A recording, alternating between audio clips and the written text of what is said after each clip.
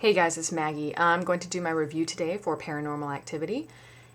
And normally when I start my reviews, I like to talk about the director and the actors in the movie, but you really can't do that with this movie because it's completely unknown. The director is unknown, and both the actors, the main characters in the movie, are completely unknown.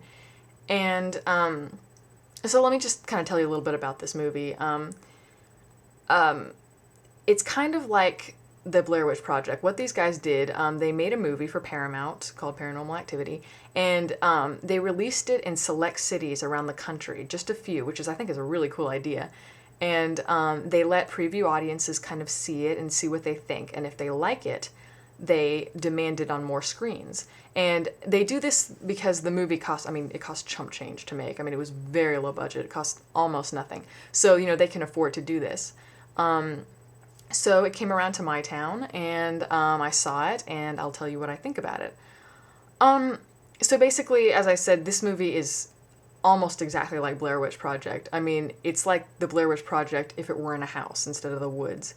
And because of that, the movie kind of loses a bit of its eeriness, because the movie Paranormal Activity tries to be look like it's real, Paramount released actual footage, for audiences to see, the public. But, because of the Blair Witch Project, and because so many movies with the shaky cam have attempted to do this, and it's become so popular in American culture, we just don't buy it anymore. We know that this isn't, that it's not real, and that these are actors. So really, I don't know. It doesn't really mean anything to me. And to me, this movie is not as innovative or creative in the quality as Blair Witch Project is, nor are many of the other shaky cam movies. But that being said, this movie is very effective, I have to say. I really enjoyed this movie. So let me tell you a little bit about the premise. It's about, if you haven't heard, it's about a boy and a girl, boyfriend and girlfriend, and they're in their 20s. They're typical, stereotype 20-year-old kids, and they just moved in together, and they live in this new house, and the girl has had issues ever since she was a kid with ghosts. She's seen ghosts, and she thinks that they're kind of following her around. And in this new house, she's starting to get, hear whispers and, things. She hears weird noises. So basically, they're documenting in their house what's happening and trying to catch the ghosts, trying to see, if they can get any footage or anything. So yeah, that's basically what they're doing in this movie. But what they don't realize is that they're in for major issues because, of course, it's a horror movie. So, but this movie, what it does so well, and I think why the shaky cam work is so effective is because you get to know these characters, and because they're unknown actors, there's a sense of eeriness. You really don't know who they are, and it just kind of makes it kind of very interesting, and you want to find out more about these people, even though, the girl and the guy in this movie are just, they're normal, average 20-something-year-olds, but, they represent us, a typical American, and so we sympathize with them. And, as I said, the shaky cam is so great because you only see, what the person holding the camera sees, You don't have the advantage of all, the space, like in a normal, typical horror movie. And so, if the actor turns a corner, all you see is what he sees through his eyes. If he turns around, that's all you get to see. And that is really creepy because, the less you know, the better, I think, in horror movies. And, I know I kind of talked about District 9 a while back, saying that I didn't like the style of that movie.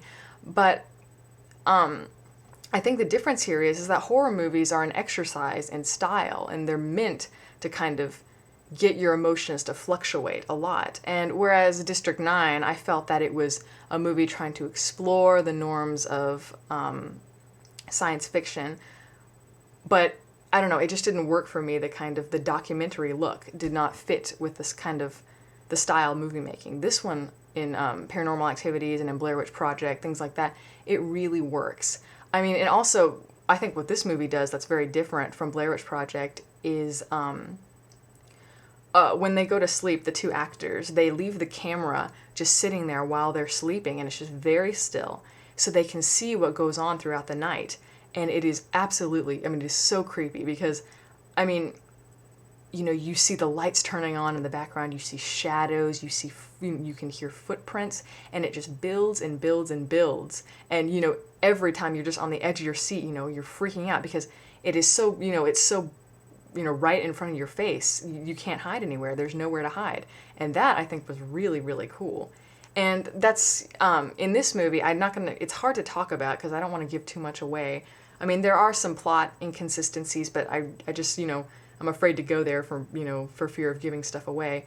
But, you know, this movie, it really, what it does so well is how it uses the sounds rather than visual effects. You know, you hear whispers, you hear scratching, you hear, you know, you hear stomps, you hear bangs, and it's really great because you're wondering and wondering, and you have no idea what's going on. And, you know, to me, that's what's great about horror movies. Less is more in a horror film. You know, like Jaws, you know, it wasn't until like an hour went by, it took an hour before you actually even saw the shark. But the anticipation of it is what is so great.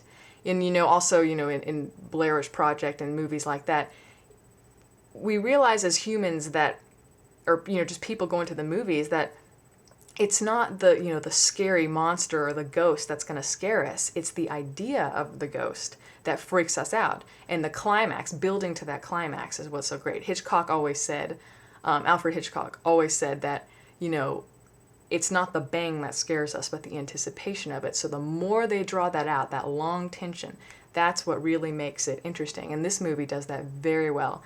As I said, it's not as innovative as Blair Witch Project, but man, it's a fun movie. And if you scare easily, then you will freak out in this movie because it is very, very creepy, very well done. So yeah, I think you should definitely see this movie. So yeah, if you have any questions, just comment, and that's pretty much all I have to say. So see it. But yeah, so see you later.